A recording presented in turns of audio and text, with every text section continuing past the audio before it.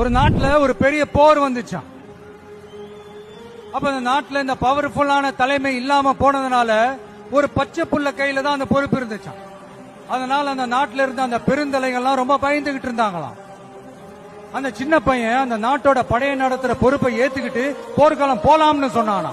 அப்ப அந்த பெருந்தலைகள்லாம், எப்பா நீயே சின்ன பையன், இது பெரிய போர்க்களம்பா, அங்க பவர்ஃபுல்லான நிறைய எதிரிகள்லாம் இருப்பாங்கப்பா, களத்துல அவங்களை சந்திக்கிறதெல்லாம் சாதாரணமான விஷயம் இல்லப்பா, சொன்னா கேளுப்பா, இது விளையாட்டு இல்ல, நீ பாட்டுக்கு குடுகுடுன்னு ஓடி விளையாடிட்டு திரும்ப குடுகுடுன்னு வீட்டுக்கு ஓடி வர்றதுக்கு, போர்னா படையை நடத்தணும், அதை விட முக்கியம் அத்தனை எதிரிகளையும் சமாளிச்சு போர்ல தாக்கு பிடிக்கணும், அதுக்கு மேல முக்கியம் அந்த போர்ல ஜெயிக்கணும், உனக்கு யாரோ கூட்டோ துணையோ இல்லாம நீ எப்படிப்பா அந்த போரை நடத்துவ, எப்படி ஜெயிப்ப அப்படின்னு எல்லா பெருந்தலைகளையும் கேட்டப்போ எந்த பதிலும் சொல்லாம போருக்கு தனியா தன் படையோட போன அந்த பாண்டிய வம்சத்தை சேர்ந்த அந்த பையன் என்ன செஞ்சான்னு சங்க இலக்கியத்துல ரொம்ப நல்லா தெளிவா சொல்லியிருக்காங்க.